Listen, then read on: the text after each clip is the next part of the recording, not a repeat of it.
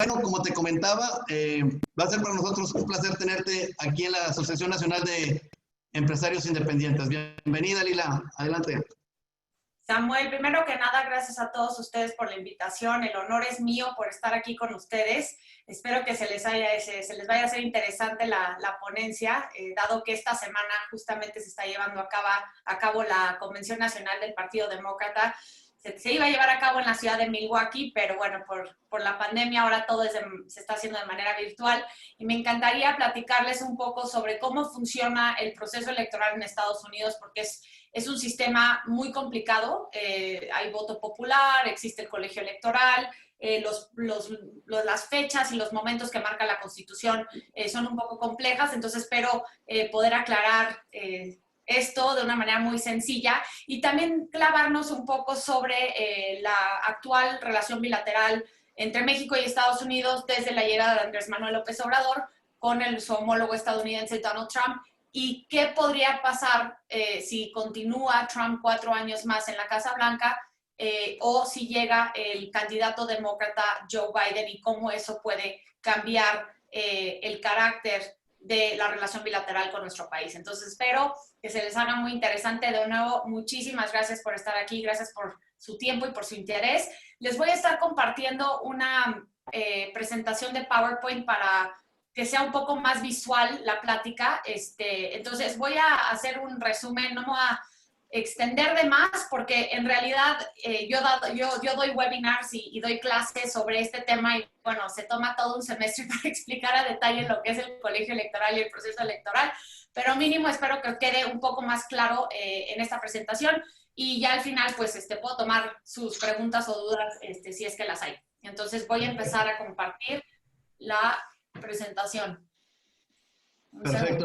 Aquí también voy a estar haciendo, también vamos a estar moderando aquí mi compañero Eugenio Reyes del World Trade Center.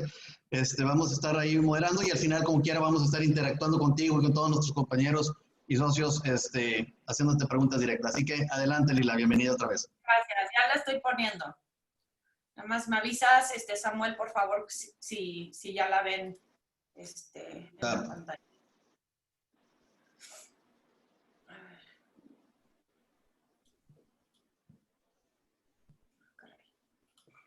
Bueno, voy a empezar y ahorita mientras ponen la presentación para no quitarles mucho de su tiempo.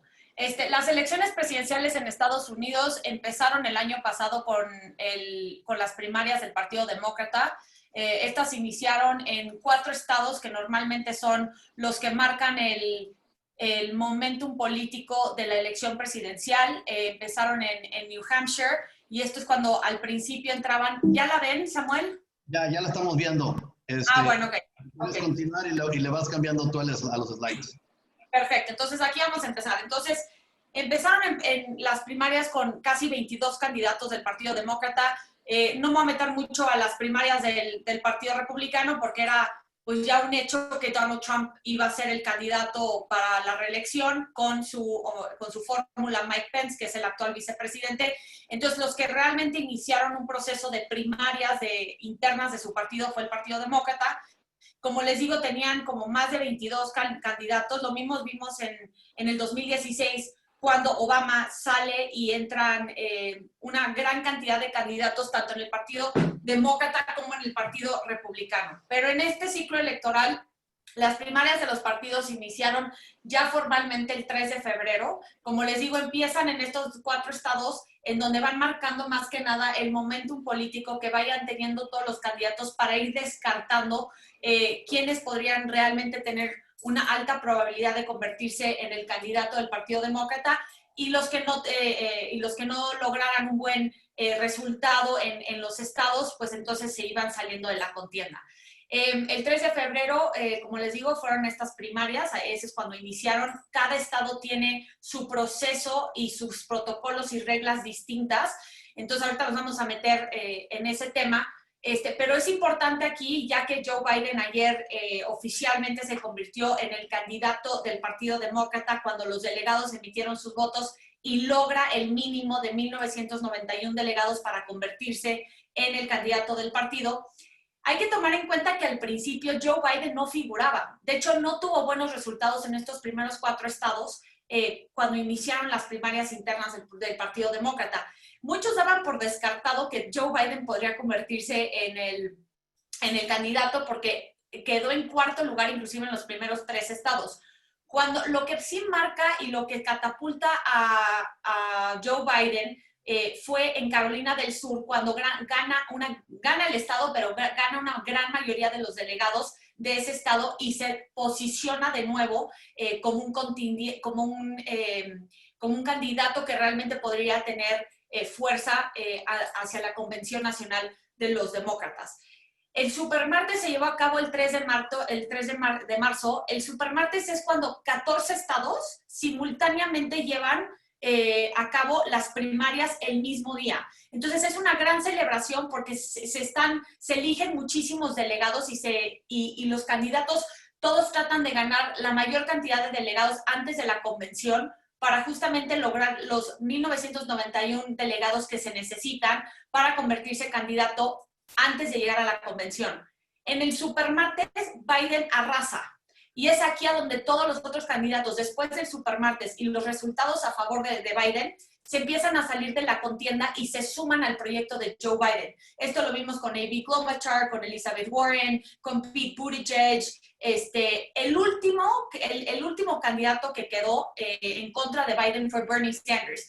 Es muy interesante porque lo mismo ocurrió en la elección del 2016 cuando Hillary Clinton es la que más delegados tenía, pero Bernie Sanders, inclusive hasta julio del 2016, se continuaba como un candidato en contra de Hillary Clinton y no fue hasta el 16 de julio cuando Bernie Sanders se suma al proyecto de Hillary Clinton. Entonces aquí tuvimos a un Bernie Sanders que también queda como segundo lugar en la contienda presidencial, pero ya era más que obvio que Joe Biden tenía la gran cantidad de apoyo, no nada más de los delegados, sino también de los liderazgos de los candidatos y de la cúpula del Partido Demócrata. Entonces, pues ahorita, en la actualidad, nos encontramos en la convención del Partido Demócrata. Aquí dice que se iba a llevar a cabo del 17 al 20 de agosto. Bueno, más bien se está llevando a cabo del 17 al 20 de agosto, pero se cambiaron las fechas por la pandemia. De hecho, la Convención Nacional Demócrata se iba a celebrar en julio de este año, pero por la pandemia la cambiaron a agosto pensando que tal vez sí la podían realizar de manera presencial, pero bueno, la pandemia no lo permitió y todo se está llevando a cabo de manera virtual.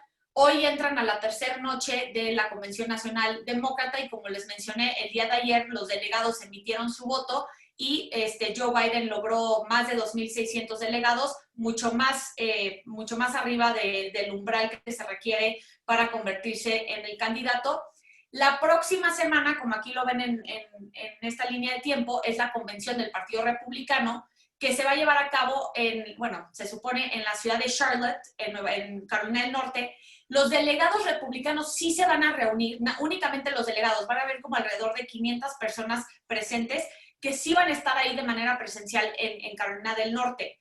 Hay que recordar que el presidente Trump había cambiado los festejos a Jacksonville, Florida, pero de nuevo por la pandemia y por la verdad el desplome en la aprobación que trae el presidente Donald Trump por su mal actuar ante la pandemia, la crisis económica y la crisis social en Estados Unidos, decidió cancelar los festejos de manera presencial y de nuevo se van a llevar a cabo de manera virtual. Ahora es interesante también aquí que el presidente Trump es muy probable que vaya a emitir su mensaje como candidato desde la Casa Blanca.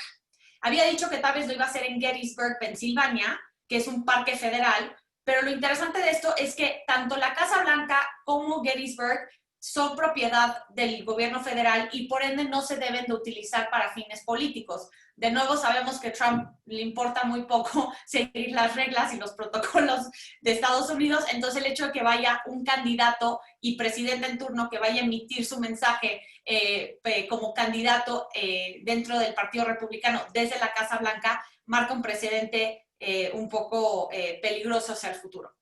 El primer debate presidencial va a ser el 29 de septiembre. Yo creo que se van a reunir los dos candidatos, obviamente con la sana distancia que se requiere y obviamente que lo vamos a poder ver todos por televisión.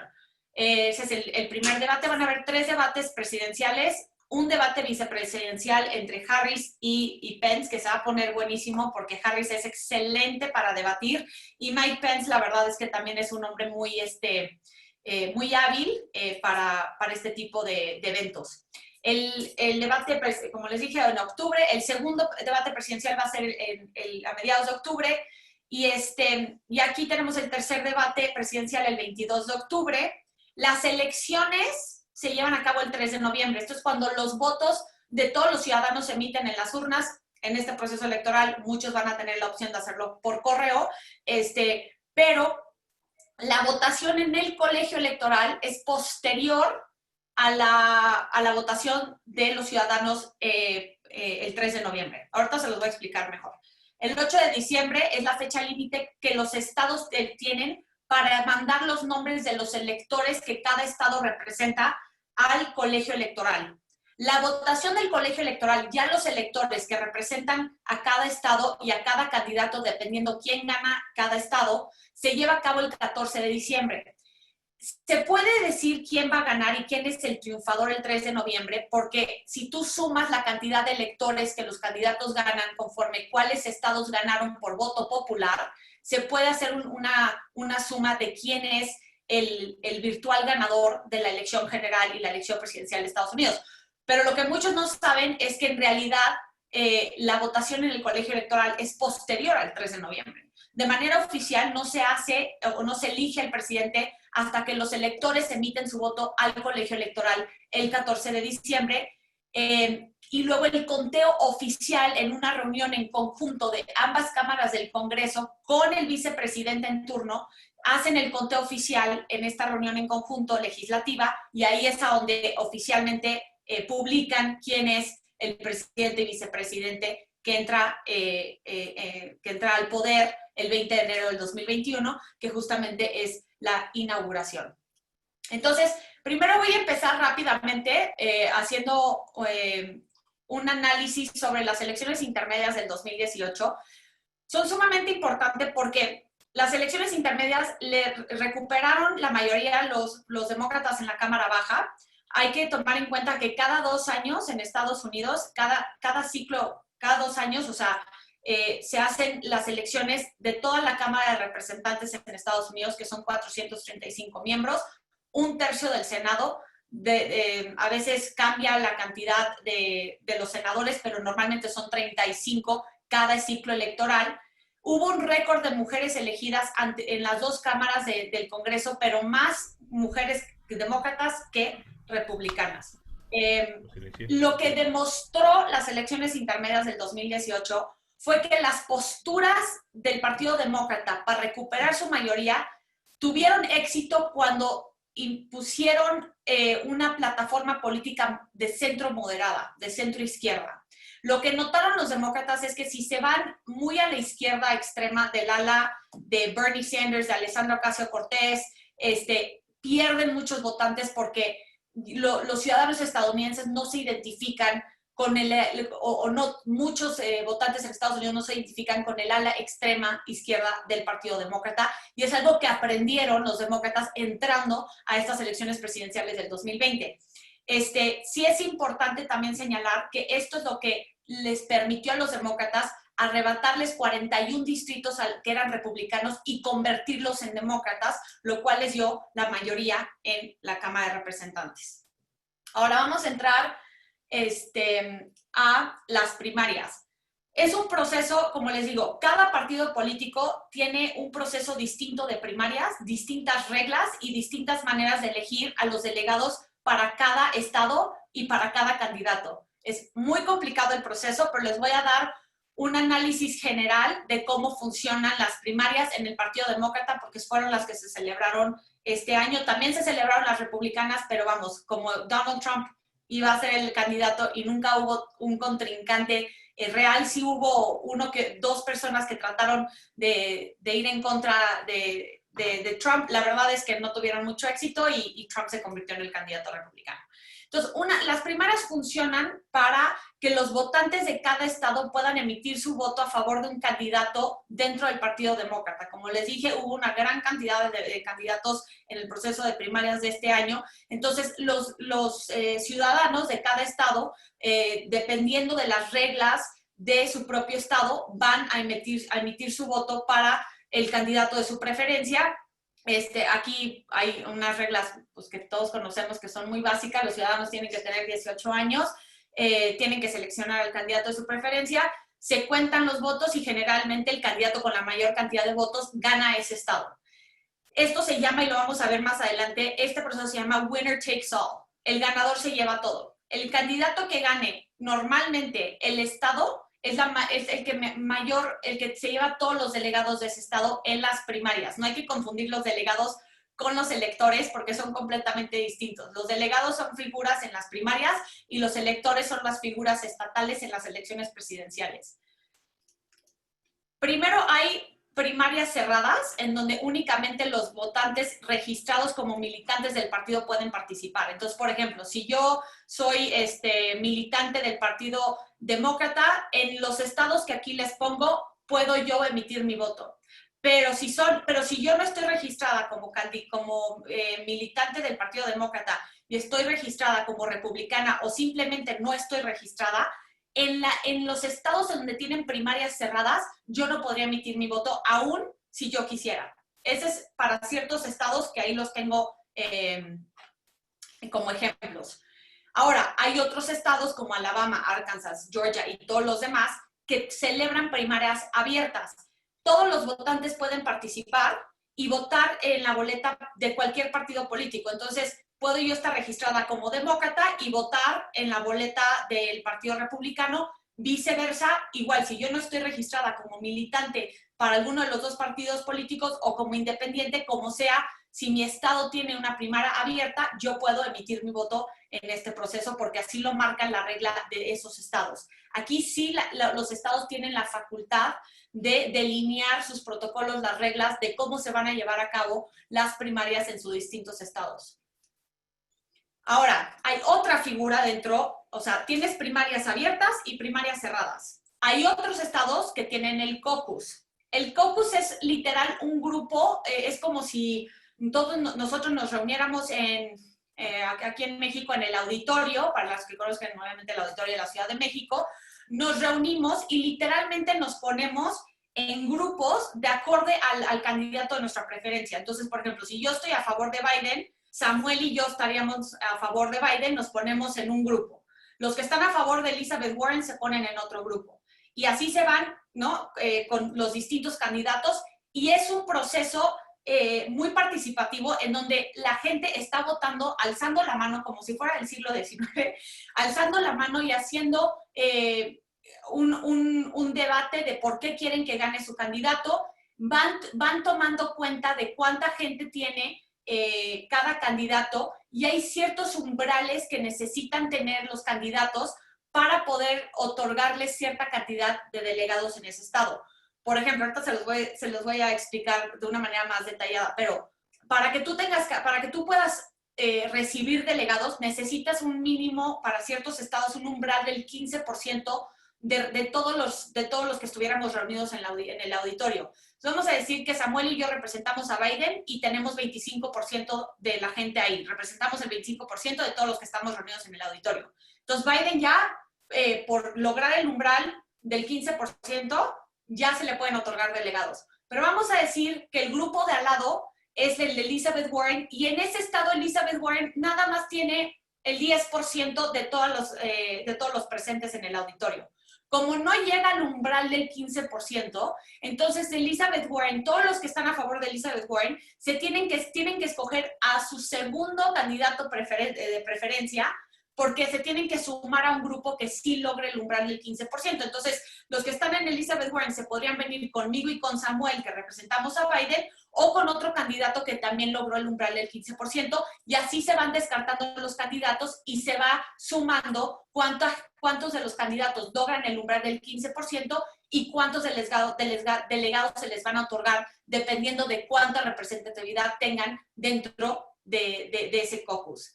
Es muy complicado el sistema, pero siento que de esa manera se puede entender mejor cómo funciona. Y por eso ahí ves a la gente levantando la mano. Yo he ido de manera personal en las elecciones del 2016, he asistido a las primarias abiertas, a las cerradas y a los caucuses, y los caucuses son muy divertidos porque literalmente la gente está gritando, se van moviendo, se van cambiando de grupo hasta que se establecen los umbrales y entonces, dependiendo cuánta gente apoye a cada candidato, se les van otorgando los delegados de acuerdo al porcentaje que representan. Las elecciones presidenciales aquí están justamente, miren, ahí en esta foto que ojalá la puedan ver, ven cómo están aquí, a la derecha están los de Amy Klobuchar, así tal cual se van posicionando. O sea, traen su nombre y te vas poniendo como en grupos. Así es como se va haciendo. Hay muy pocos estados que utilizan este proceso de caucus. Es Iowa, Nevada, Hawaii, North Carolina, Kentucky y Wyoming. Entonces son muy pocos, pero los que sí usan el caucus, pues este es el método y este es cómo funciona. Ahora, los famosos swing states. Todos hablamos de, me imagino que ya todos ustedes lo conocen, pero siempre se mencionan en los ciclos electorales hacia las elecciones presidenciales en Estados Unidos los estados bisagra, los estados púrpura, los estados claves. ¿Qué es un estado clave? Los estados claves son aquellos estados que no necesariamente son bastiones tradicionales o que tienen una tendencia o preferencia para un partido político sobre otro. Es decir, ellos definen su postura dependiendo del ciclo electoral y de los candidatos que se postulen para cada partido político. Entonces, por ejemplo, Michigan, Wisconsin, Pensilvania, Florida, Arizona, Carolina del Norte, New Hampshire, hay muchos estados que no necesariamente tienen una tendencia a favor de un partido u otro. Entonces, ¿por qué son claves? Porque es aquí a donde se concentran los candidatos cada ciclo electoral de tratar de ganar esos estados, porque ellos ya saben, normalmente los republicanos saben, por ejemplo, que Texas es republicano, y los demócratas saben que California es demócrata. Entonces, obviamente que tienen que ir a hacer campaña en sus bastiones tradicionales, pero donde tienen que enfocar sus esfuerzos es para ganar estos estados claves, para que logren los 270 votos necesarios en el colegio electoral para convertirse en el candidato, más bien en el presidente de Estados Unidos. Ahorita les voy a explicar cómo funciona el voto popular proporcionalmente al colegio electoral. Pero sí hay una jerarquía. El colegio electoral es el que marca quién gana la presidencia de Estados Unidos. Por eso, estos estados son sumamente importantes, porque la cantidad de electores que representan estos estados son los que al final del día marcan el triunfo en el colegio electoral para el candidato triunfador. Entonces, ahorita les voy a explicar un poco más, pero aquí está la lista de los swing states. En la elección del 2016, interesantemente, Donald Trump, muchos decían, ¿no?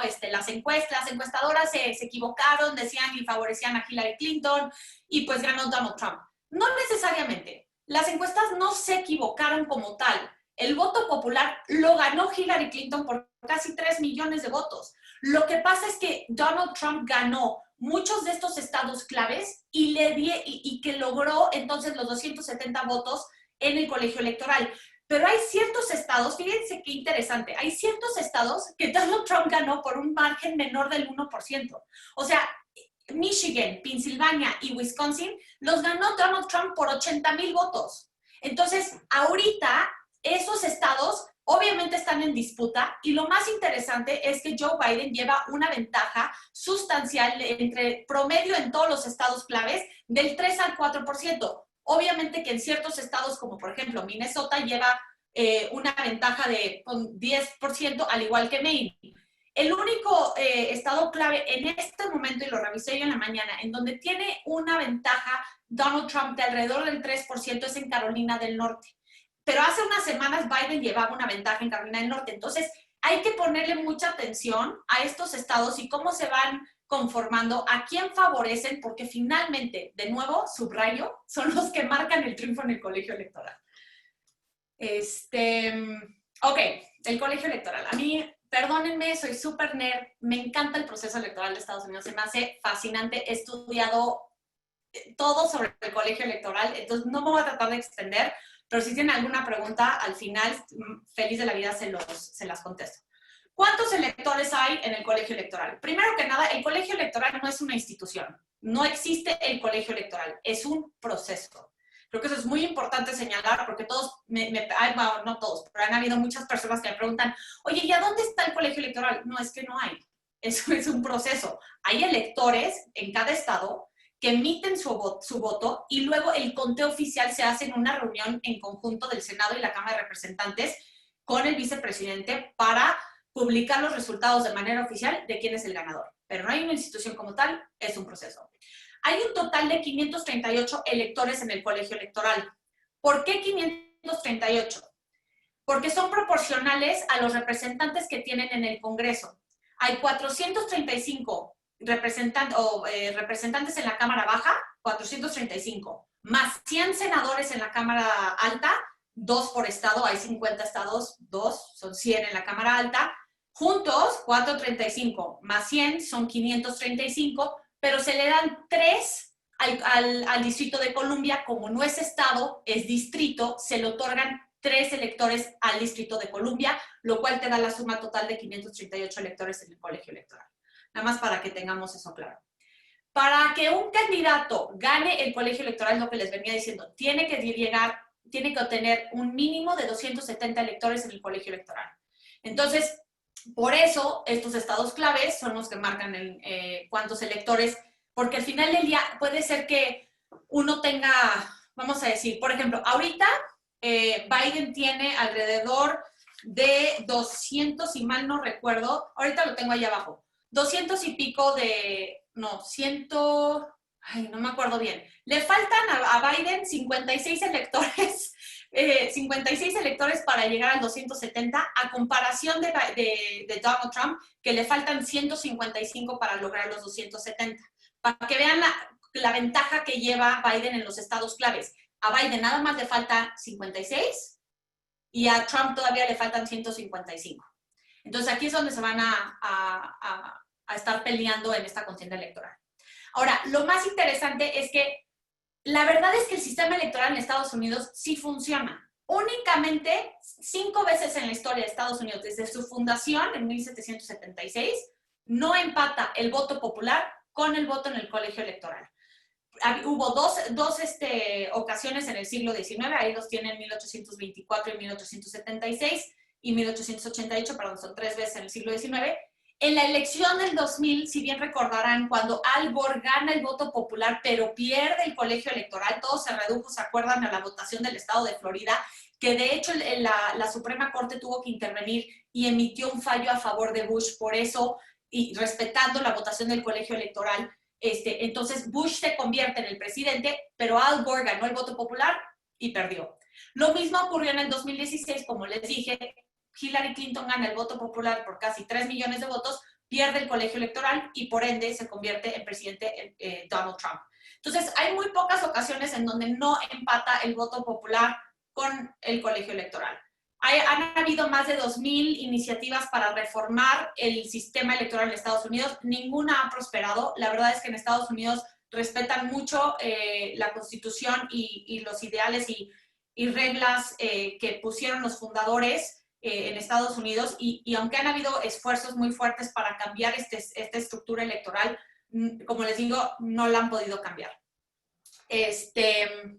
Ahora, es muy interesante, ¿qué pasa si ninguno gana, ningún candidato obtiene la mayoría de 270 votos en el colegio electoral?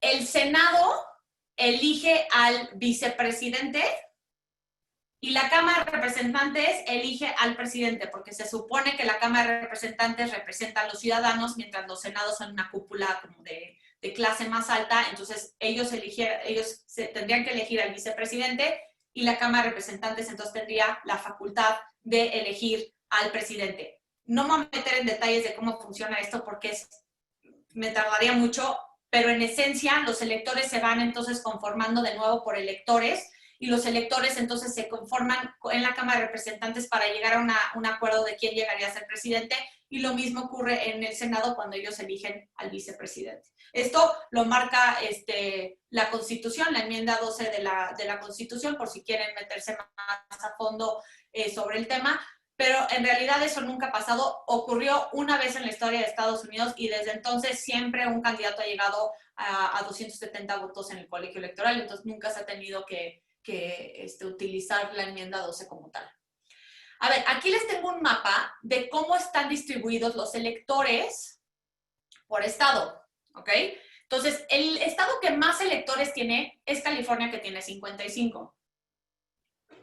Luego viene Texas con 38 y Florida con 29. Nueva York también tiene 29, pero estos son los estados que tienen más electores.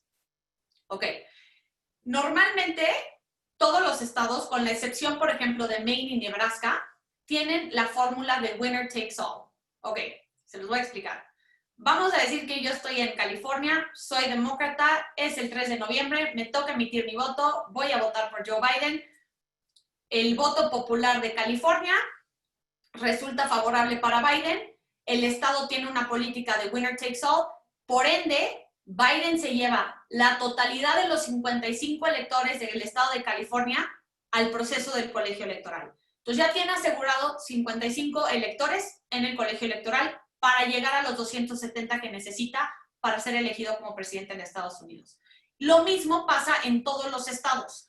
Como les dije, hay bastiones que siempre han favorecido a los demócratas o hay estados que siempre han favorecido a los republicanos.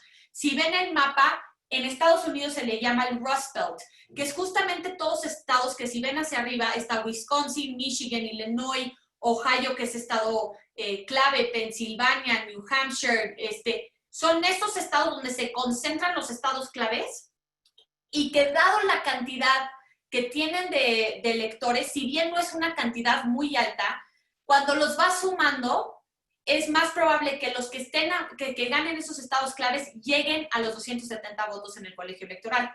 Por eso todo el enfoque en estos estados. Entonces, aquí tienen, por ejemplo, aquí ya está la tabla, aquí está de manera visual, pero aquí viene por orden alfabético los estados y cuántos votos representan en el colegio electoral. Así quedó el colegio electoral en el 2016. Hillary Clinton queda con 232, no llega a los 270, aunque haya ganado, fíjense, aquí 47.8 versus 47.3 el voto popular de Trump. O sea, gana el voto popular, pero Donald Trump alcanza 306 votos en el colegio electoral, por lo cual es presidente de Estados Unidos.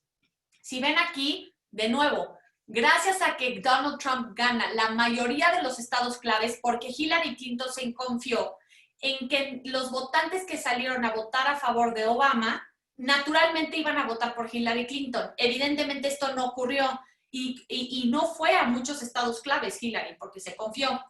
También perdió por un margen muy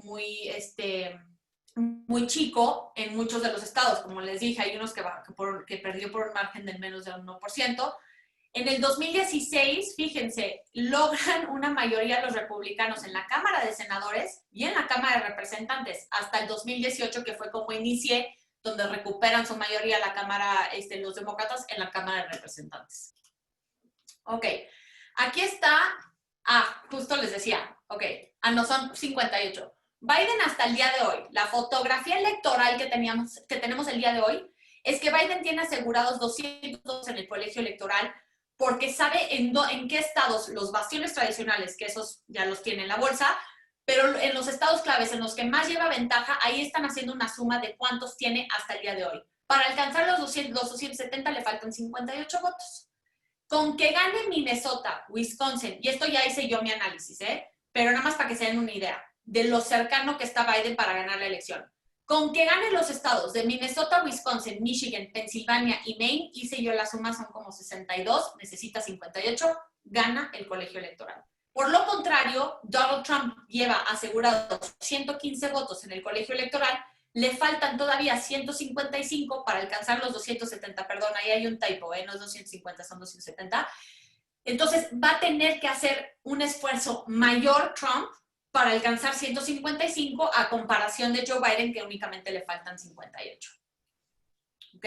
Ahora, aquí, por ejemplo, aquí abajo donde ven el 200 de 2020 Electoral College Map, los que dicen toss-ups, los 211 que están aquí en gris, son los que están en disputa.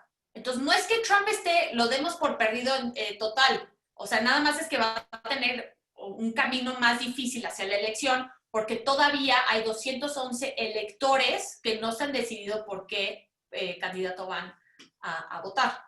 Ok. La elección general. Como les dije, va a ser el 3 de noviembre del 2020. Esto lo marca la ley federal en Estados Unidos. Es el segundo martes después del primer lunes del mes de noviembre. La Constitución es muy puntual en las fechas que se tienen que seguir en el proceso de la elección presidencial.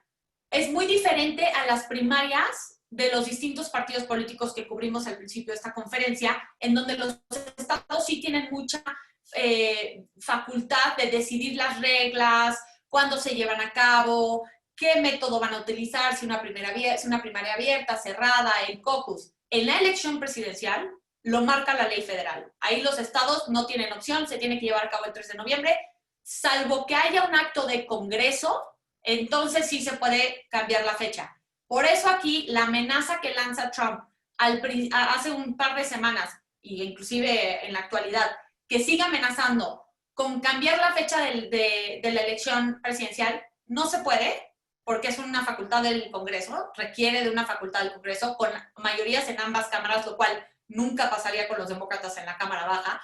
Pero no nada más eso, en toda la historia de Estados Unidos jamás se han pospuesto las elecciones presidenciales. Ni en época de guerra, la única vez que se discutió la posibilidad fue en el siglo XIX durante la Guerra Civil y aún así se siguieron con las elecciones presidenciales. Entonces, no se van a posponer. Ahorita vamos a hablar del voto por correo y qué representa eso y esa novedad, pero todo se va a llevar a cabo. El mismo líder mayoritario en la Cámara de Senadores, que es ultra aliado y fiel a Donald Trump, Mitch McConnell, ya dijo que se van a respetar las elecciones del 3 de noviembre y que no se van a mover, porque aparte la 20ª enmienda de la Constitución de Estados Unidos marca, así, tal cual, que el presidente en turno se tiene que salir de la Casa Blanca el 20 de enero a las 12 del día, o sea, te pone hasta la hora. Entonces, si se fueran a posponer, como sea, el 20 de enero se tendría que salir Donald Trump. Aparte, se quedaría vacante toda la Cámara de Representantes, porque van los 405 Cámara de Representantes el 3 de noviembre, más un tercio del Senado que no presenta tantos problemas, porque todavía tendrían los 2/3 en el Senado, que de hecho recaería, o sea, ellos tendrían que entrar para elegir entonces al presidente. Sí, es todo un lío. No me voy a meter porque aquí me puedo seguir como gordita en tobogán. Pero el tema es que no se van a posponer porque se quedaría vacante mitad del Congreso, un tercio del Senado, y como digo, la misma Constitución dice cuándo tiene que entrar el nuevo presidente. Entonces, el voto popular, espero que haya quedado un poco más claro. El voto popular importa porque define quién gana el estado y por ende qué candidato se lleva la cantidad total de los electores de ese estado al colegio electoral. Salvo Maine y Nebraska, que tienen ahí, son 2 excepciones en donde se dividen los electores por distritos, por eso tienes un distrito 1, 2 y 3, por ejemplo, en Maine y Nebraska. No me voy a meter en detalles de ellos, pero por lo general, casi los 48 de los 50 estados, emites tu voto, depende de qué candidato gane el voto popular, se lleva toda la cantidad de electores y por ende va sumando la cantidad de electores que necesita para llegar a los 270 en el colegio electoral. Hay bastante interesante todo este tema de las elecciones. Oye, Lilia, te iba a preguntar, por ejemplo, ahorita viendo todo este panorama y mira al tema ahí de las elecciones del 3 de noviembre, ¿cómo es tanta la implicación que también tiene con nuestro país, como ahorita te comentaba? ¿Tú cómo lo ves, digamos, los escenarios? Porque, digamos, por un lado veo bastantes posibilidades a Biden, sin duda. Ya lo vimos también con el tema de Hillary en su momento, cuando traía también cierta ventaja y bueno, pues perdió la elección. Pero también veo que digamos, pues todavía faltan 3 meses, digamos, esperemos que no se pudiera revertir. ¿Cómo le ves el escenario con respecto a México? O sea, en cuanto a la relación bilateral. La relación bilateral, tanto en el aspecto, si quieres, vamos primero por el aspecto político y luego en el aspecto comercial. Digamos un poquito la visión de Trump, que ya la hemos visto, y un poquito la de Biden, que tú la conoces muy bien. en cuanto a impacto directo a nuestro país en el tema de comercio y, bueno, el político que hacemos mención. Sí. A ver, primero que nada creo que es importante señalar que la llegada de Andrés Manuel López Obrador marcó una política exterior muy apegada a los principios de política exterior plasmados en el artículo 89 de la Constitución mexicana, la no intervención, la autodeterminación de los pueblos, la resolución pacífica de los conflictos. ¿Por qué lo menciono? Porque primero que nada, a Andrés Manuel no le importa la política exterior, lo ha demostrado. Número dos, han habido muchas contradicciones en la misma política exterior que a mi parecer no la hay, pero dentro de estos principios han habido N cantidad de contradicciones, neutralidad ante Venezuela, pero a favor en contra del golpe de Estado en Bolivia, le das político asilo a Evo Morales aquí, le das plataforma política, pero luego dices que Donald Trump no se mete en nuestra soberanía cuando nos ha impuesto por medio de amenazas y medidas de mano dura y nos ha forzado a hacer un despliegue de la Guardia Nacional a la frontera. Eso sí es intervención. O sea, es muy contradictorio todo lo que está haciendo en temas de política exterior. Dicho esto, y también que la mejor política exterior es la interior, dicho esto, la relación bilateral con Estados Unidos se ha convertido en una unilateral. Es decir, todas las peticiones, todas las exigencias que han venido por parte de Donald Trump se les han impuesto a México por medio de amenazas y medidas de mano dura. Aquí yo no estoy haciendo una crítica, son hechos. De verdad son hechos. Para empezar, Donald Trump dijo que iba a renegociar el peor tratado de la historia de Estados Unidos, el Telecán. Lo hizo, se tardó casi 2 años, pero lo hizo. Ya tenemos la entrada en vigor del TEMEC el 1 de julio. Amenazó con imponer un 5% de aranceles a todas las importaciones mexicanas en Estados Unidos si no frenaban a las caravanas y a los flujos de migrantes en nuestra frontera norte. ¿Qué pasó con esto? Causó que, aparte de que Marcelo Ebrard tuvo que ir a Estados Unidos, esto se tradujo en un despliegue de nuestra Guardia Nacional para proteger los intereses migratorios de Estados Unidos. ¿Ok? Muchos me dicen, bueno, pero es que nos iban a pegar comercialmente muy fuerte si él imponía 5% a todas las importaciones mexicanas en Estados Unidos. Sí, con un detalle. El mismo líder mayoritario en la Cámara de Senadores, Mitch McConnell, le dijo a Trump abiertamente, tengo los votos para echar para atrás el veto presidencial. Fue la primera vez que los republicanos estaban dispuestos a echar atrás un veto presidencial, porque claro, los senadores pueden apoyar al presidente, pero al final del día tienen ellos que responderle a sus ciudadanos en sus distritos y en sus estados. Y muchos de los estados republicanos dependen del comercio con México. Entonces, si ellos permitían que se les imponía un 5%, que podía aumentar hasta un 25%, perdían sus curules en sus elecciones cada ciclo electoral, donde se tienen que reelegir los senadores cada ciclo electoral.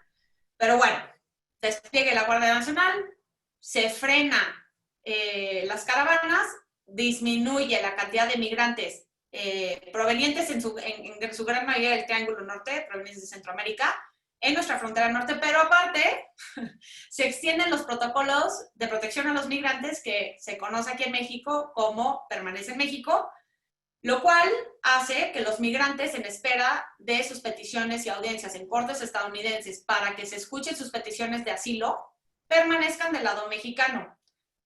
Hay un retraso en las cortes estadounidenses de más de 800,000 peticiones, lo cual eso se traduce en que van a estar del lado mexicano un mínimo 2 años, si es que les va bien.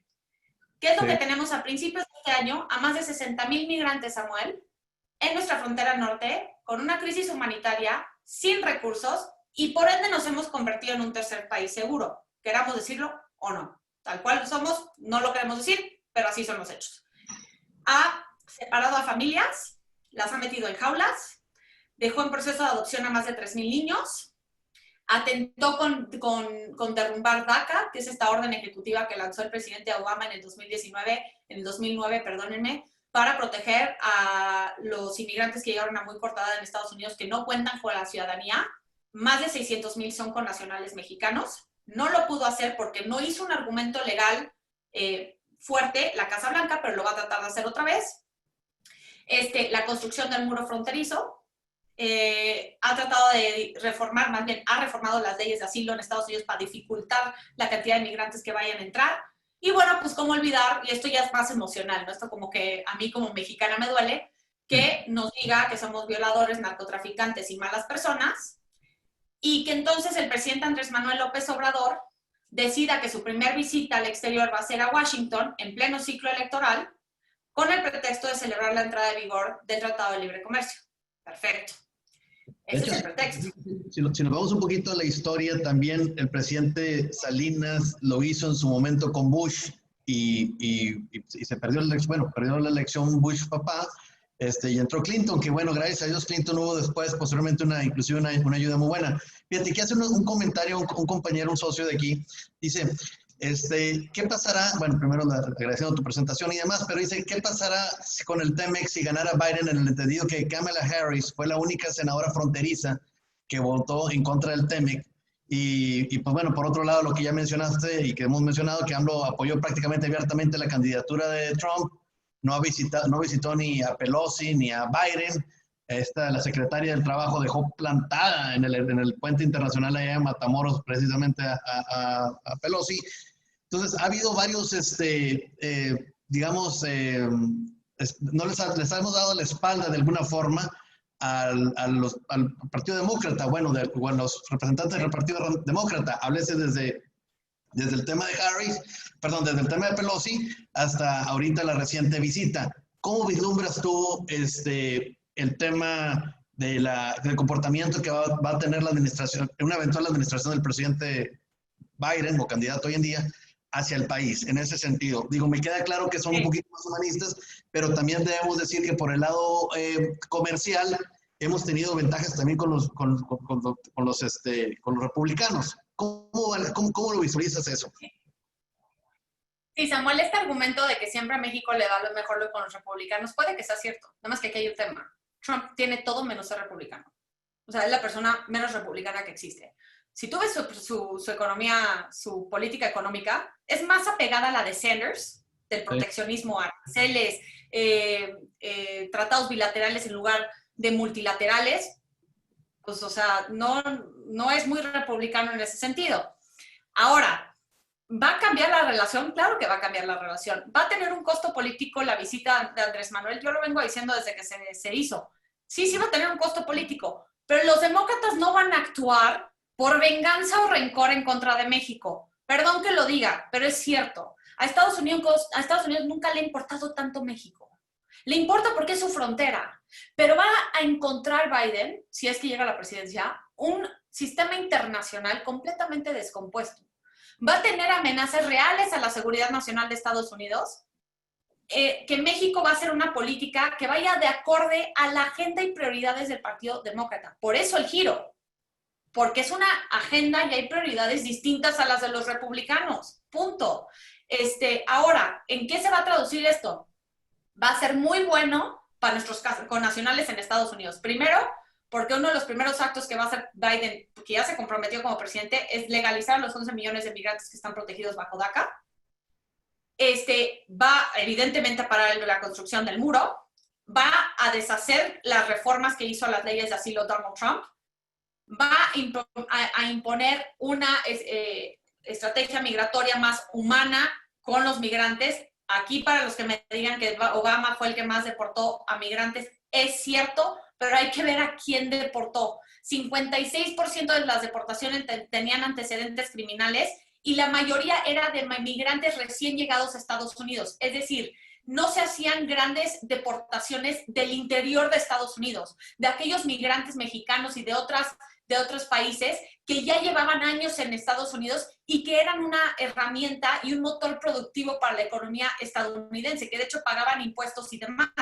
Y lo complementó con la orden ejecutiva de DACA. Hacia el final de la administración de Obama se fueron reduciendo la cantidad de deportaciones. Ahora, vemos las medidas que ha implementado Trump, que son completamente crueles e inhumanas. Entonces va a haber un giro. Se va a ver, obviamente no pueden abrir las fronteras y decir, ya, que todos entren. Le van a inyectar más capital a tecnologías modernas en la frontera.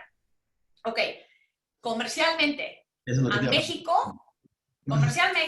México le va, a mi parecer, va a presentarle ciertos retos a las empresas mexicanas por por ciertos capítulos dentro del TEMEC. El que más me preocupa es el laboral, porque ahora tienen muchos derechos los trabajadores mexicanos. Si se encuentra una violación de sus derechos laborales, la Secretaría de Trabajo tiene 85 días para desahogar la demanda. Si no es así, se van a los paneles de respuesta rápida. Los paneles de respuesta rápida están integrados por 3 personas, uno estadounidense, uno mexicano y uno neutro. Y ellos, si encuentran una violación, y esto es el anexo 31A, si es que, si mal no recuerdo, se les puede imponer un arancel a todos los productos de esa empresa o inclusive prohibir la exportación de sus productos a Estados Unidos. Eso por un lado, más todo el tema laboral, de la libertad de elegir a sus sindicatos, los derechos laborales. Los demócratas van a estar monitoreando la implementación de la reforma laboral que se pasó el año pasado en México. Esta figura del attaché laboral que se le fue a SEADE, la verdad, o no sé qué pasó, o no lo vieron y por eso tuvo que ir a Washington de volada a ver a Bob Lighthizer. Él dice, no, van a ser parte del cuerpo diplomático. A ver, para aquellos que todos conocen a Estados Unidos, los agentes de la CIA forman parte del Departamento de Estado y se pasan por diplomáticos. Sí. Lo mismo va a ocurrir con los attachés laborales. Los attachés laborales no vienen a ser parte del cuerpo diplomático, vienen a monitorear si se está llevando a cabo y se está implementando la reforma laboral y si las empresas están cumpliendo con las nuevas exigencias laborales. Esa es la verdad. Por ese lado le veo problemas. Por otro lado, también el capítulo ambiental, el enfoque de cambio climático, la agenda para abatir el cambio climático de Joe Biden, siendo uno de los grandes arquitectos de los acuerdos de París para el cambio climático, también le puede presentar un reto a México. Pero aquí quiero separar una cosa. No presenta algo malo para la relación bilateral con México. Me parece que le va a ser un reto a Andrés Manuel López Obrador y al proyecto de la 4T.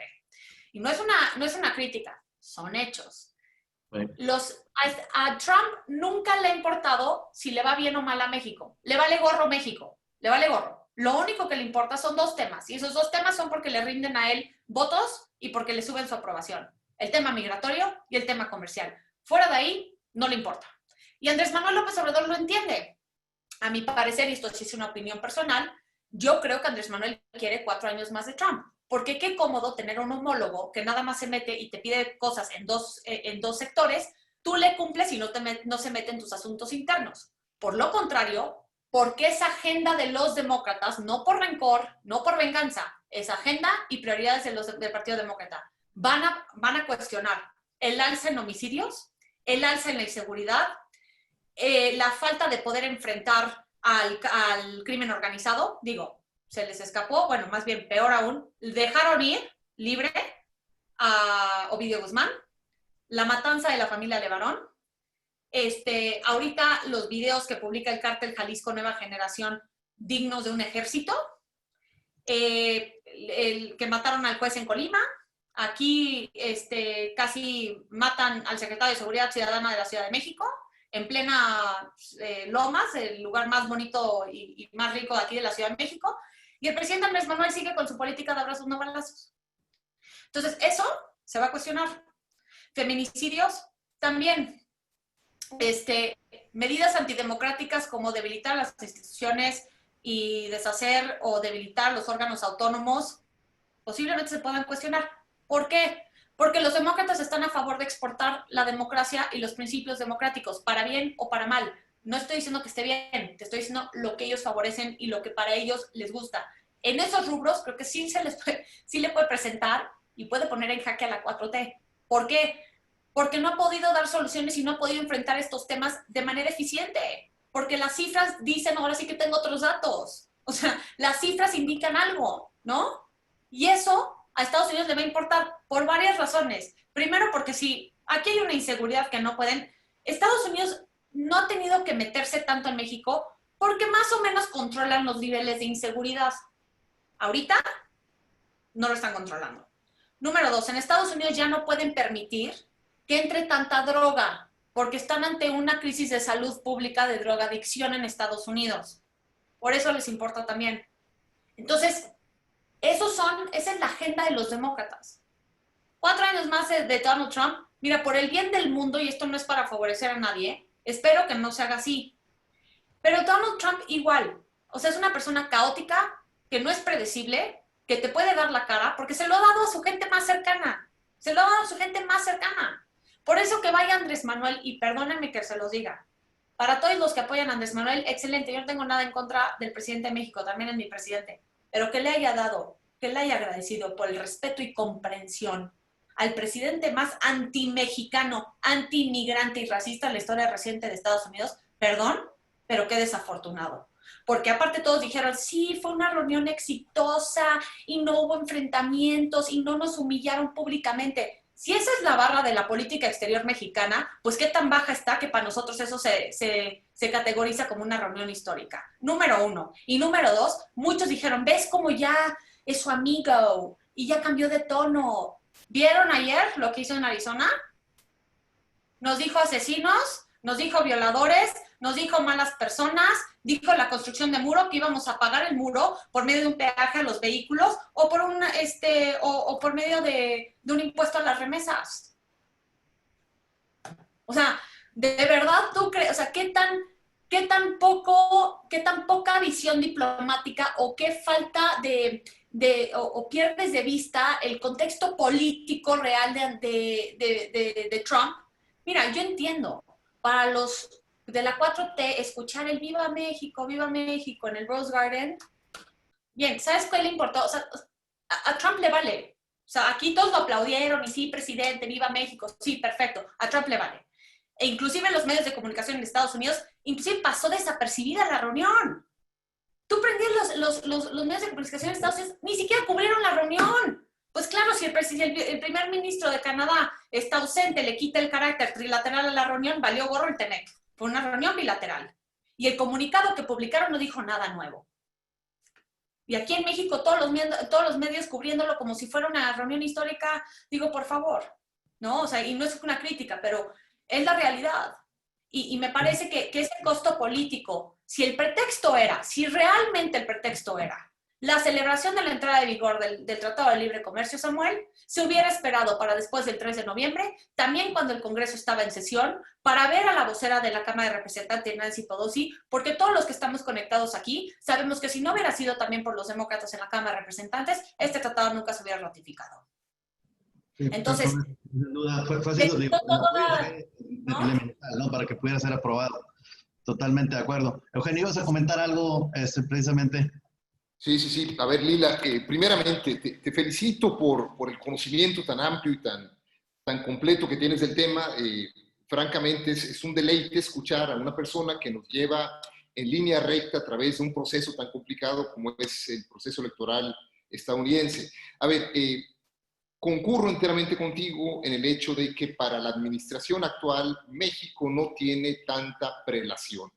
De hecho, pues es un tema que lo abordan, pero no es dentro de la agenda internacional México un país prioritario para Estados Unidos. Bueno, y para justificar este argumento, ha habido una baja significativa en elementos del Departamento de Estado en Estados Unidos, los career servants, ni han presentado el examen, cada vez hay menos. Ahora son más políticos que de carrera, pero todo esto aparentemente pudiera cambiar de manera superlativa entrando Biden. Siendo así, ¿no sería México, a la luz de la disputa entre China y Estados Unidos, no sería México un país atractivo para Estados Unidos bajo una óptica de un nearshoring y decir, oye, pues realmente México es un aliado nuestro, lo conocemos, hablamos más o menos el mismo idioma, somos más parecidos de lo que dice Trump? ¿No sería realmente una oportunidad desde el punto de vista enteramente comercial y en un contexto geopolítico? Sí, creo que, a ver, creo que tocas un tema muy importante. La política de la guerra comercial con China, que impulsó Donald Trump desde un inicio de su administración, le ha causado un daño tremendo a la economía estadounidense y a los consumidores estadounidenses. Si bien, no sé si recuerdan, pero en el 2017 uno de los grandes éxitos que tuvo internamente Donald Trump fue pasar una iniciativa para recortar los impuestos a la ciudadanía. Favoreció mucho a la clase rica, pero también a la ciudadanía. Se los voy a poner en perspectiva para que entendamos un poco cómo le afectó a la familia común y corriente en Estados Unidos. Cuando pasa su iniciativa para recortar los impuestos Donald Trump en el 2017, las familias, esto lo acaba de sacar el Departamento de Comercio de Estados Unidos hace 3 semanas, ganaron o se ahorraron $800 al año. Cuando inicia la guerra comercial, ahora quedan a la mano. O sea, por los costos que ahora representan la guerra comercial, que ha aumentado el costo de los productos de los consumidores en Estados Unidos, ahora están a la mano. Los $800 que se habían ahorrado, la guerra comercial les ha costado $800 promedio, entonces quedan a mano, como si nunca hubieran pasado el recorte de los impuestos. Ahora, Donald Trump, con la cantidad de aranceles que ya llegaron a una fase 1, en donde van a importar más productos de Estados Unidos y se les va a reducir ciertos aranceles, pero en realidad los grandes temas fuertes con China no se han resuelto. Y es casi imposible que ahorita lleguen a una fase 2 cuando Donald Trump sigue diciendo que es el virus chino, ¿no? Y sigue culpando a Xi Jinping por la pandemia, sea o no. Eso es la relación bilateral con China, entre Estados Unidos y China, se ha deteriorado. Ahora, ¿qué presenta esto si llega Biden? Los demócratas no van a quitar todos los aranceles, evidentemente, pero sí van a reducirlos por el impacto negativo que tienen los consumidores estadounidenses.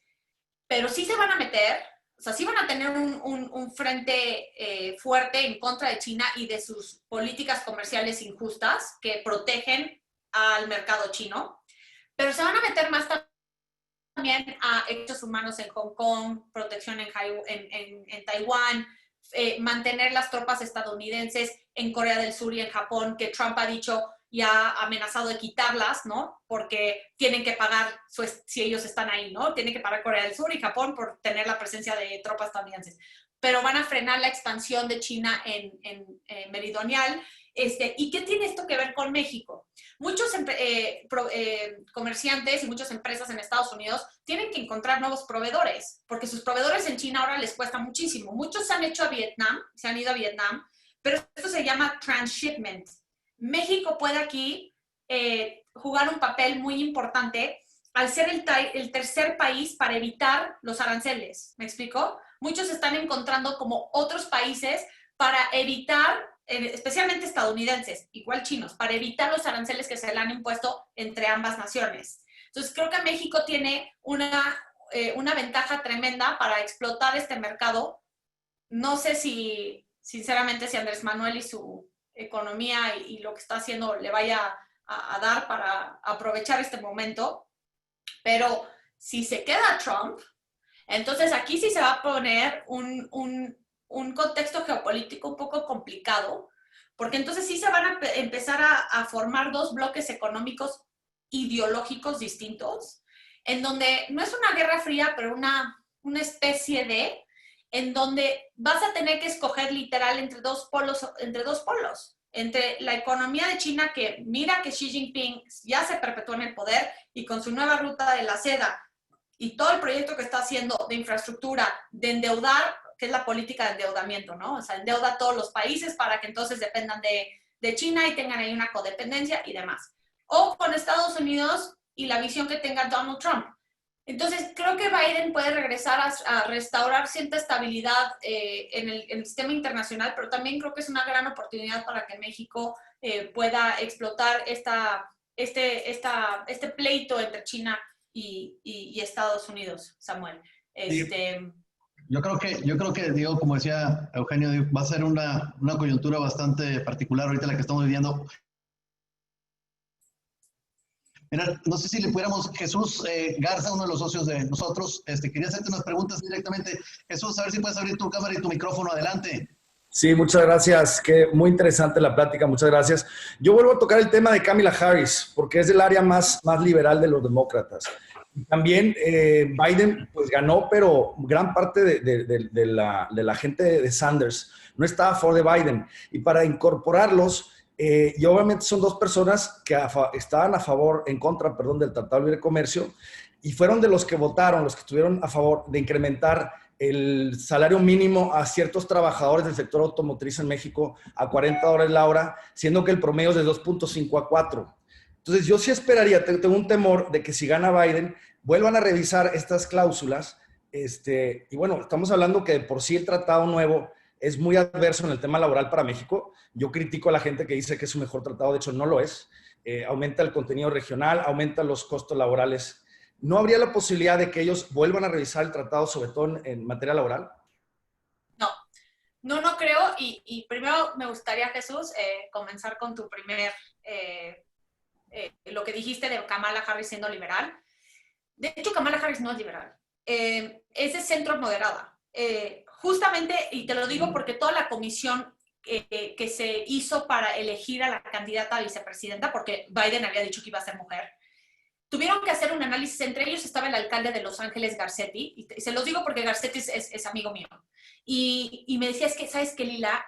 No podemos poner a Warren porque justamente lo que quiere Trump es decir que el Partido Demócratas se lo comió la izquierda extrema, ¿no? O sea, si tú ponías a Warren o a Alessandro Ocasio-Cortez o alguna realmente de la ala izquierda extrema del Partido Demócrata, se iban a meter en problemas los estadounidenses. Porque aparte, como les dije, Jesús, en las intermedias entendieron que si quieren recuperar los distritos y ganar elecciones, necesitan tomar posiciones y posturas moderadas dentro del espectro político. Entonces, Kamala Harris, de hecho, por eso perdió mucho momentum en las primarias como candidata, porque ni era muy liberal, ni era muy moderada, ni era muy moderada como o sea, ni era de Nancy Pelosi y de Joe Biden mismo, pero tampoco estaba con Bernie Sanders y con Elizabeth Warren. Entonces, como que quedaba muy en medio, no sabía si healthcare for all, pero cambio climático sí, pero no el Green Deal. Y el hecho que nunca pudo definirse le restó muchos puntos en las elecciones primarias como candidata presidencial, pero ella representa el centro moderado. O sea, lo demuestra toda su carrera. Pero, a ver, ella sí votó en contra del TEMEC, pero vamos, al final de cuentas no se va a cambiar el TEMEC. Los demócratas quedaron sumamente satisfechos con el capítulo laboral. Yo coincido contigo. O sea, no va a ser bueno para México por el contenido que aumentaron, por los $16 a la hora que tiene, creo que 4 años México para ajustarse al salario mínimo. Pero fue la primera vez desde el 2001 que el AFL-CIO con Richard Trumka, que apoya abiertamente a un tratado de libre comercio a favor de los demócratas. Y eso fue por el capítulo laboral y por todas las exigencias que metieron. O sea, ya no van a cambiar eso porque los demócratas lloraron y gritaron para plasmar el capítulo laboral y el ambiental en el tratado. Por eso se tardó tanto en ratificarlo.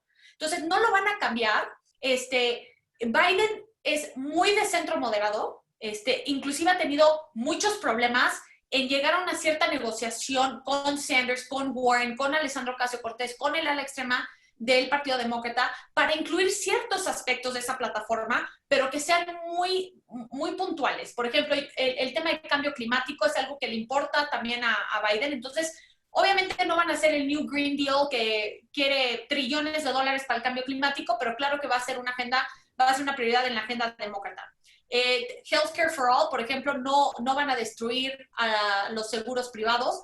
Va a haber una transición, van a tener la opción de tener el Obamacare o tener a tus seguros privados. O sea, sí es muy moderado, ¿me entiendes? Entonces, aquí no hay que perder de vista que si bien es cierto, hay ciertos extremistas, la fórmula Biden-Harris demuestra hacia dónde va el Partido Demócrata, cuál va a ser, dónde van a caer dentro del espectro político y va a ser el centro moderado.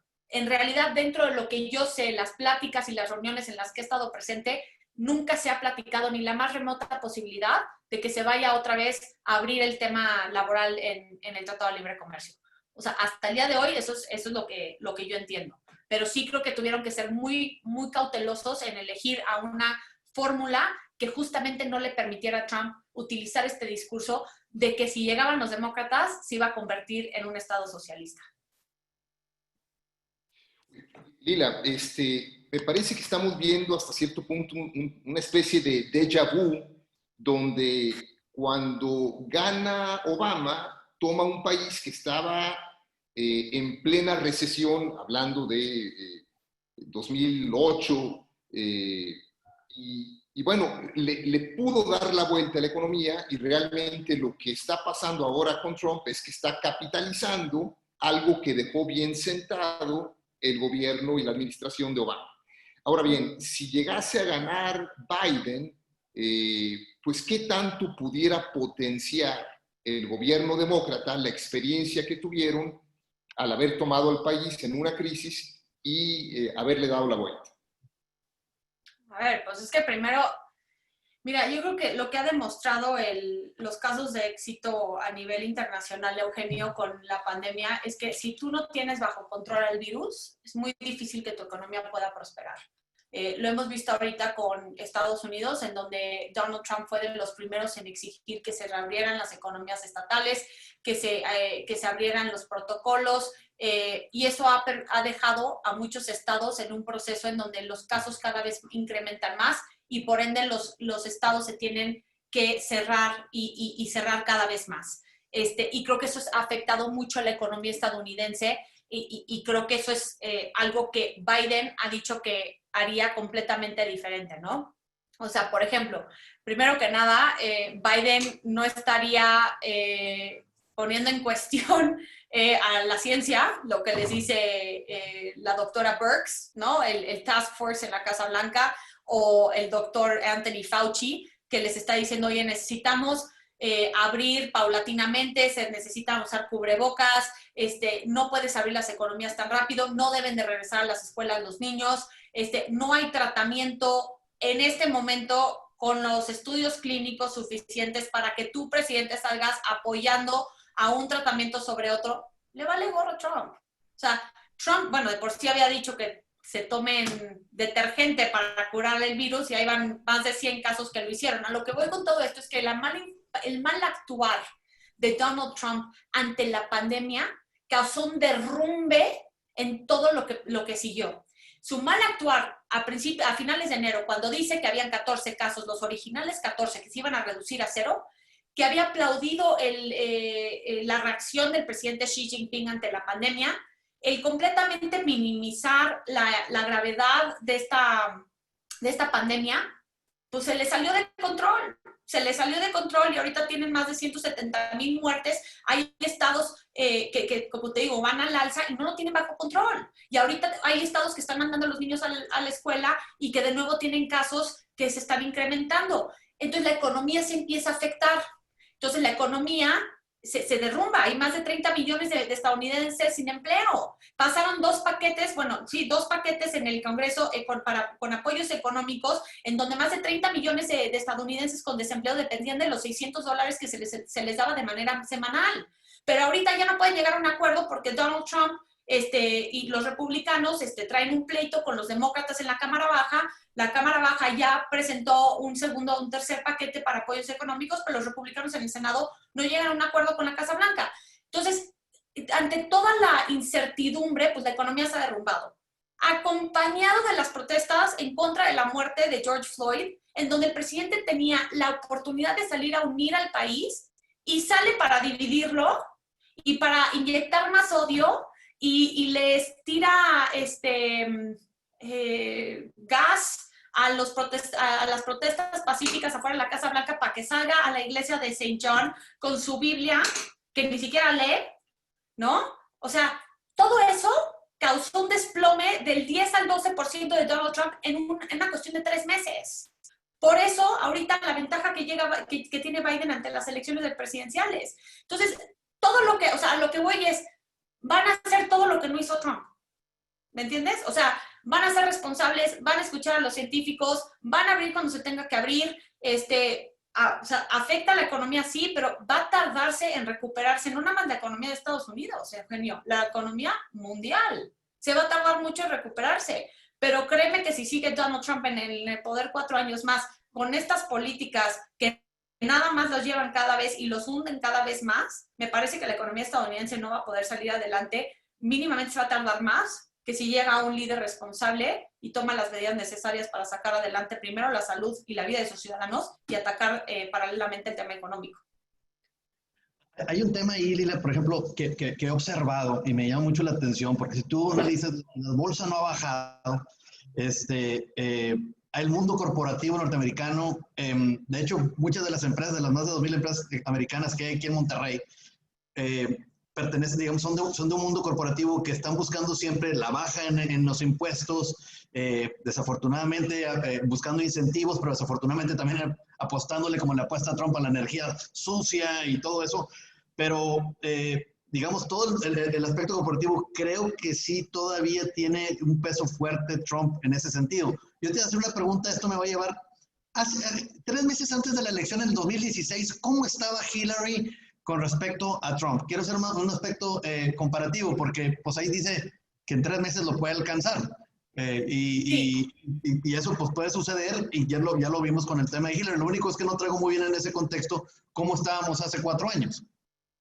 Sí, mira, justamente en el mes de julio, en el 2016, perdóname, Hillary Clinton traía una aprobación como alrededor del, vamos a decir por puntos porcentuales, le llevaba unos 7 puntos arriba a Donald Trump. Todo se definió en el mes de octubre del 2016. Ahora, el problema de nuevo, Samuel, y esto no es por criticar, pero es porque la verdad la mayoría de las personas desconocen cómo funciona el proceso en Estados Unidos. Lo hablábamos tú y yo, los mismos estadounidenses no saben cómo funciona el sistema electoral. Entonces, cuando uno ve las encuestas a nivel nacional de voto popular, todo indicaba que Hillary Clinton iba a ganar, pero lo ganó. O sea, ganó el voto popular. Las encuestas no necesariamente se equivocaron. Ganó el voto popular. Lo que no le prestamos atención es en los estados claves, ¿no? Sí. En donde tenían un margen muy bajo. O sea, estaban muy cercanos los márgenes en estos estados claves. Y se confió Hillary Clinton, como te dije. Entonces, cuando llega la elección, por un margen de menos de 1%, o sea, 80,000 votos en 3 estados para que gane Trump, o sea, es nada. Es nada. Entonces fue una elección muy reñida, pero es muy diferente la elección de Hillary Clinton a esta. Y lo tengo que decir, así me duela, porque yo trabajé con Hillary Clinton en su campaña y soy fan de Clinton. Hay un rechazo hacia las mujeres en Estados Unidos todavía.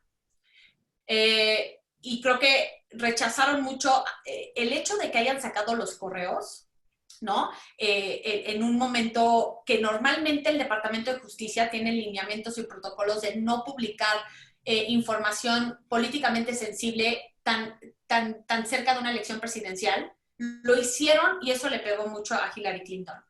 Pero también hay que ser muy puntuales. El experimento de Trump fue que alguien fuera del establishment, de la estructura tradicional de Estados Unidos, llegara a cambiar la forma de hacer política a Washington. Eso es lo que hizo que muchos votaran por Trump, número 1. Pero hay que hacer otra cosa. Trump no es la causa de su llegada, es un síntoma del deterioro del sistema democrático en Estados Unidos. Cada vez más, y no nada más lo vemos en Estados Unidos, lo vemos en muchos otros países, el nivel de polarización ha quitado los mecanismos de negociación y consenso dentro de los dos partidos políticos. Cada vez más es difícil que una persona se pueda identificar en el centro moderado del espectro político, porque tanto el Partido Republicano como el Partido Demócrata cada vez más se van a los extremos y cada vez más no pueden llegar a un consenso y a una negociación. La gente ya no cree en los políticos. Eso es una realidad de ahorita. O sea, la gente quería algo diferente y alguien que les hablara con la verdad. Aunque Trump es pura mentira, el hecho de que pudiera hablar lo que pensaba sin ser políticamente correcto, mucha gente lo interpretaba como, bueno, pero mínimo habla con la verdad, habla con lo que dice y lo que siente. O sea, no está todo el día pensando, no tiene un discurso ya hecho, ¿no? Todo eso llevó a que Trump también lograra éxito en muchos estados. En esta ocasión, el gran experimento de que un personaje fuera de la estructura política de Estados Unidos se agotó, porque ya fue presidente 3 años y medio, casi 4. Y se le tiene que medir por los éxitos, por sus debilidades, por lo que alcanzó, por lo que no alcanzó. Y una de las grandes cosas que lo va a tumbar es, y lo estamos viendo de nuevo en todos los países alrededor del mundo, no todos, pero muchos, que la línea que están marcando los ciudadanos es cuando los gobernantes atentan contra la vida y la salud de ellos y de sus familiares y de sus seres queridos. Por más que tú apoyes a un gobernante, su ideología y demás, cuando no pueden proteger o atentan en contra de tu salud y eso se traduce en alguna muerte, es cuando empiezan a rechazar a este gobernante.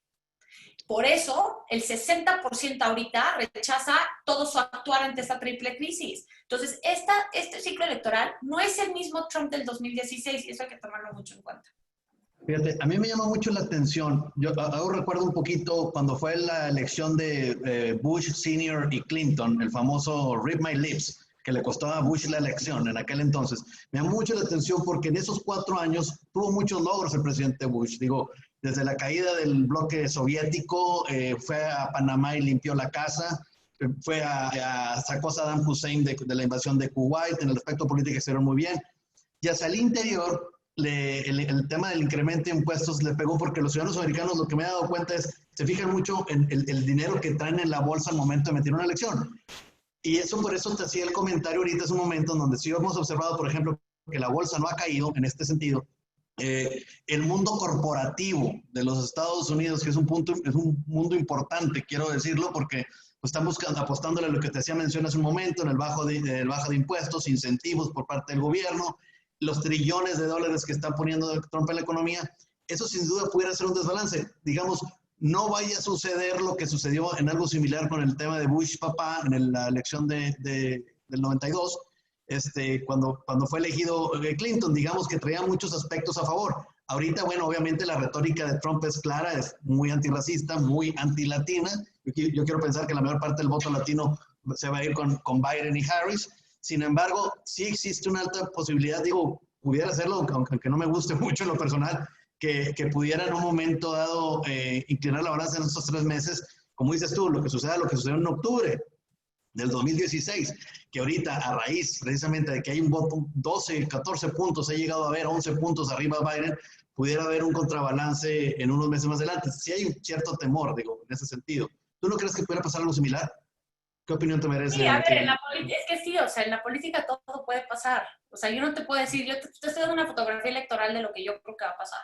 Pero en la política todo puede ocurrir, lo sabemos aquí y en China. El tema es que aquí ya estamos viendo una desesperación tan fuerte de Trump, de decir, por ejemplo, va a haber fraude electoral. ¿Qué, compadre? O sea, ¿por?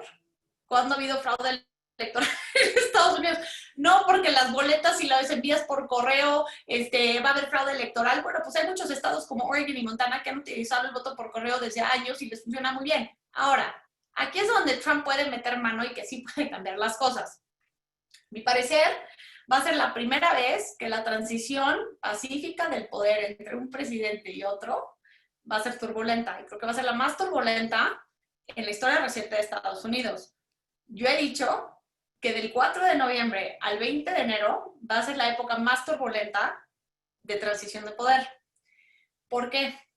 Donald Trump ahorita tiene en el servicio postal de Estados Unidos a un donante, a un aliado, que le ha inyectado mucho dinero a sus campañas desde que se lanzó como candidato. Y esta persona controla el servicio postal. Primero, le quieren recortar el presupuesto del servicio postal para retrasar la entrega de boletas. Número 2, primero quiere prohibir a muchos estados republicanos a que permitan que se pueda hacer el voto por correo a pesar de la pandemia y que muchos no se sienten cómodos con llegar a las urnas a emitir sus votos personalmente. Y hay 36 estados que te permiten utilizar la boleta por correo y votar por ese método, inclusive, por ejemplo, California lo ha hecho todo por correo. Ahora, pueden frenar también dentro del servicio postal para que cuando tú votes, aún si votas antes, porque hay muchos estados que te permiten, como va a ser por correo, que emitas tu voto 3, 4 semanas antes del 3 de noviembre para que te dé tiempo de llegar y que puedan registrar el voto y demás. Aparte que es muy difícil hacer fraude electoral porque tienen barras de código, hacen muchos background checks de que todo esté bien, de que todo empate tu nombre y demás. Obviamente que hay alguna excepción en donde se le va a alguien y es un perro en lugar de una persona, pero, o sea, en realidad es que es muy difícil que se haga el fraude electoral. Dicho esto, Eso es algo que Donald Trump, el hecho de que quiera frenar el voto por correo, aun cuando él vota por correo, o sea, es muy extraño.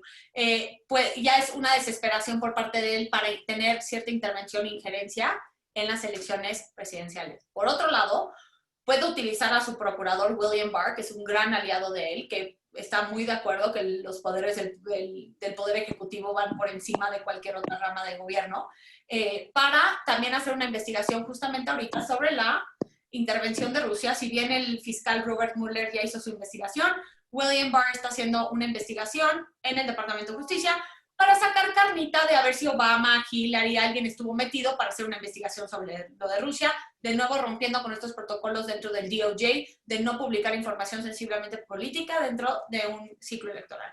Por otro lado, se puede abrir un asiento en la Suprema Corte si se muere la ministra Ginsburg, que espero que no, o se salga porque tiene cáncer, y el líder mayoritario en la Cámara Alta, desde luego Mitch McConnell, no tendría ningún problema en aceptar la nominación que lance Donald Trump, y puede que pueda utilizar un fallo de la Suprema Corte a favor de Trump si se requiere, o el margen de la votación es tan cerrado que no se pueda decidir, o que pueda decir él, bueno, no, se tiene que hacer un reconteo porque fue mínimo el margen de diferencia de votación.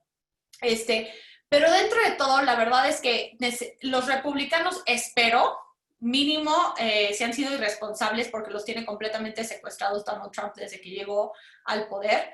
Espero que sean lo suficientemente responsables para poner la democracia y el sistema electoral por encima de los intereses de cualquier candidato.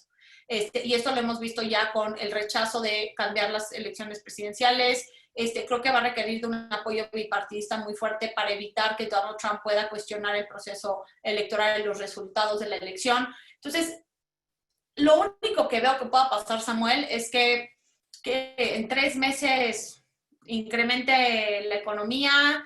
O sea, es que si tú ves sus discursos, o sea, el señor no cambia rumbo y no lo va a cambiar.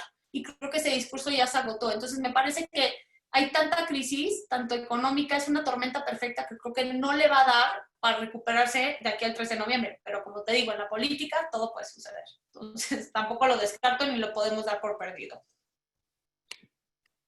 Muy bien, interesantísimo, Lila. Hay un miembro de la NEI que quisiera formularte una pregunta con respecto al voto latino. Blanca Alcalá, si quisieras formular la pregunta en voz. Sí.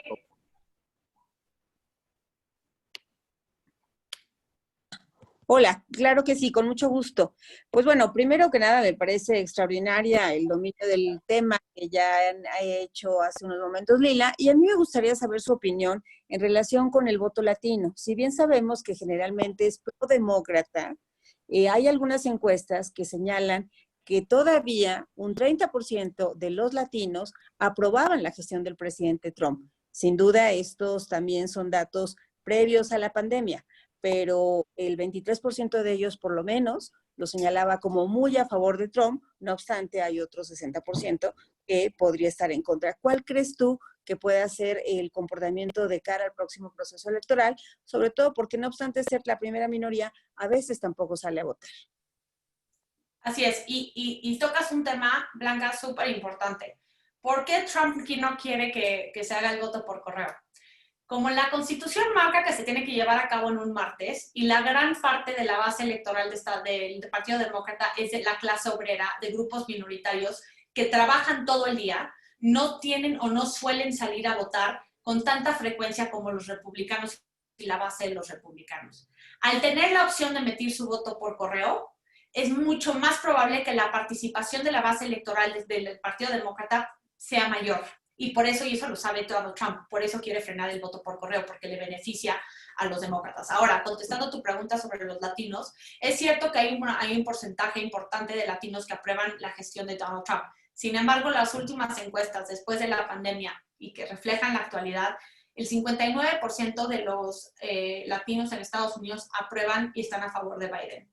Es importante también señalar que aquí Harris va a ser clave. Es una mujer afroindoamericana, es la segunda mujer de raza negra que llega al Senado y la primera en asegurar la vicepresidencia, siendo una mujer afroamericana de un partido político. ella tiene una alta aprobación en grupos minoritarios con las mujeres y con los jóvenes por su agenda que tiene también para reformar el sistema policial en Estados Unidos, que fue el gran motivo por que llegó a las protestas sociales en Estados Unidos en contra, a favor de George Floyd.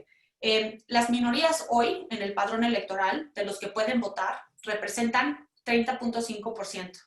Es importante también, y me parece súper interesante, que hay 32 millones de latinos, 30 millones de afroamericanos y 11 millones de asiáticos. Es decir, el grupo minoritario con más participación en este ciclo electoral son los hispanos y la comunidad latina en Estados Unidos. 2/3 de los latinos se identifican con el Partido Demócrata. Estas son encuestas independientes que se acaban de realizar esta semana y que acabo de apuntar y tener estos datos a la mano. Entonces sí han cambiado, no es que todavía, y de hecho reflejan bien lo que tú dices, si 2/3, pues queda 1/3 de los latinos que están a favor de Trump, que tampoco nos debe de sorprender mucho, pero la mayoría, y esto lo vimos, Blanca, de manera muy puntual, después de la visita de Andrés Manuel López Obrador a la Casa Blanca, al día siguiente fue el CEO de Goya Foods, que es una de estas marcas hispanas, realmente son de España ellos, o originalmente son de España, pero hubo un boicot, un llamado al boicot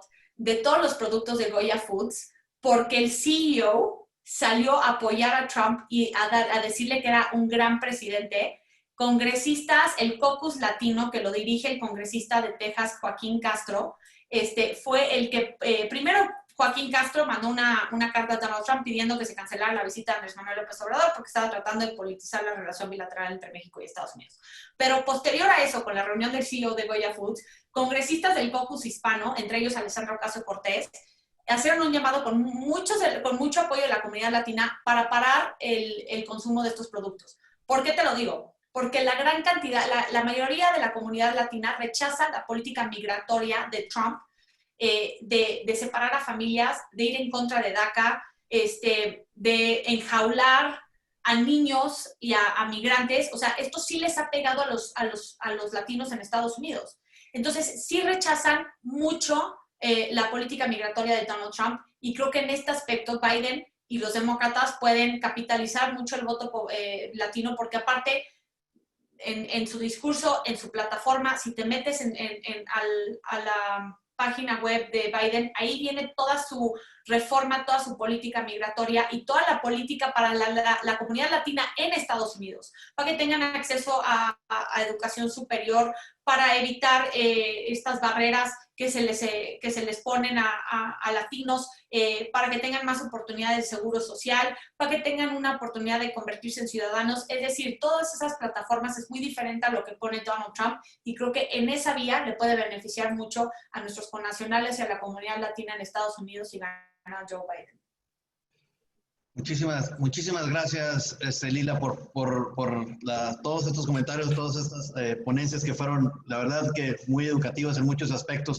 Pues bueno, mira, con esto vamos a cerrar. Le voy a ceder la palabra a uno de los socios fundadores de aquí de la NEI, a don Fernando Turner, que de hecho también tiene empresas allá en Estados Unidos, para que nos dé también aquí el mensaje de cierre, pero no quería antes, sin despedirme, sin darte las gracias. A reserva de seguir platicando con todos estos temas bastante interesantes. Don Fernando, por favor, adelante con el mensaje. Sí, ¿me oyen? Sí. Bueno, pues muchas gracias, Lila. Muy interesante tu plática, muy bien fundada, muy analítica. Se ve que pues tienes una expertise muy fuerte en esto. Y creo que para nosotros ha sido, como dice Samuel, muy útil. No cabe duda de que el impacto de la elección en los Estados Unidos, en México, es importante y también afecta de alguna manera las elecciones del año que entra en México. No hemos comentado mucho de eso, pero creo que sí le afecta. El tema muy interesante que se me hizo a mí, novedoso, es el asunto de la intervención de los Estados Unidos en México. Y a mí me daba la impresión, hasta antes de escucharte, que lo mejor para México era que saliera Trump, por el control de ya saben quién, para que lo tuvieran más o menos ordenadito. Pero sí es cierto que a Trump le interesan un par de temas electorales, ¿verdad? Y no le interesa para nada México. ¿Cómo no le interesa nada? Nadie salvo él. Ni siquiera creo que le interesen los Estados Unidos. Entonces, sí es interesante ese tema. Y también es interesante el comentario para mí de que los demócratas, y eso no necesariamente me gusta, pues van a intervenir mucho más en los asuntos de México como siempre lo han hecho, y pues eso no necesariamente es bueno para el país. Sin embargo, no cabe duda de que pues tiene eso claroscuros, tiene ventajas y desventajas, porque pues sí hacen falta contrapesos en muchos temas en este país, ¿verdad? Y aunque no nos gusta el intervencionismo, también probablemente en estos momentos no sea del todo pues maléfico, vamos a llamarlo así. Pero sí es indudable que ambos contendientes representan ventajas y desventajas para este país y para el mundo. Ayer platicaba con un amigo tejano, y es el segundo que me lo comenta, ¿verdad? Obviamente Texas es muy republicano, en donde comentaba que la gente está muy asustada en Estados Unidos por todos los temas de los disturbios que ha habido, de los movimientos medios radicales, vamos a llamar así para ellos, del Black Lives Matter y todo ese tipo de cosas. Y que la gente está asustada por eso, y que hay una mayoría silenciosa que en su momento va a votar por Trump, y él descuenta el triunfo de Trump. Y uno de los argumentos que a mí me pareció razonable, ¿verdad? Dice, fíjate cómo la bolsa no ha bajado, sino que sigue pues más o menos en una situación de ascenso. Claro que mucho concentrado en acciones tecnológicas, pero sí es cierto que si se viera por el mercado financiero mayor posibilidad del triunfo de Biden, con su propuesta de regresar el impuesto a la renta de 22, me parece, de 20 a 28, y otros impuestos y medidas ecologistas y todo eso, que aunque son buenas y son atractivas para muchos de nosotros, para el mundo corporativo no las ve tan buenas. Entonces, como que la bolsa no cree hasta ahorita, ¿verdad?, en el triunfo de los demócratas. Pero bueno, ese es un debate, ¿verdad? Tampoco, esas son opiniones, y yo creo que tú has sido muy clara en cuanto a lo que tú ves y las ventajas que tendría para los Estados Unidos, para México, para el mundo, el triunfo de los demócratas. Y finalmente, pues nosotros no tenemos más que hacer que ser espectadores hasta cierto punto. Cosa que sí tenemos la obligación de ser actores en lo que va a venir en 2021 en México, ¿no? Entonces yo quisiera agradecerte la participación. Ya después platicamos un poco más despacio, a ver en qué nos puedes apoyar en la NEI, ¿verdad? Yo creo que tu conocimiento, tu experiencia es muy valiosa, y ojalá que puedas trabajar con este grupo de empresarios que lo que queremos es el bien del país. No estamos para nada buscando beneficios para nadie, y que estamos en proceso de crecimiento y de refuerzo, y personas como tú nos ayudarían mucho. Muchas gracias, y muchas gracias a todos los que están aquí presentes. Fernando, gracias a ti y gracias a la NEI, y de veras cuenten conmigo como aliada en lo que pueda yo apoyar. Me encantaría seguir en contacto con ustedes, lo que necesiten, de verdad, no duden en contactarme. Samuel tiene ahí todos mis datos, pero pues en lo que pueda, cuenten conmigo. No saben lo agradecida que estoy con todos ustedes, más que nada por su tiempo, por su interés. Ustedes son sumamente ocupados y personas muy admirables, así que para mí es un honor y un gusto estar aquí con ustedes. Les agradezco muchísimo, Samuel, Pues Eugenio, a ver si no gana A ver si no gana Biden, porque si gana Biden se me hace que te va a nombrar algo de alguna cosa de aquí. Ya no,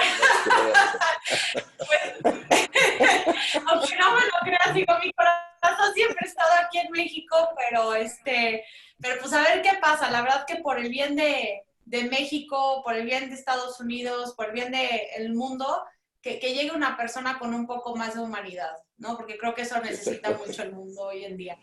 Entonces, muchísimas gracias, Fernando. De verdad estoy a sus órdenes para que es un honor. Mil gracias.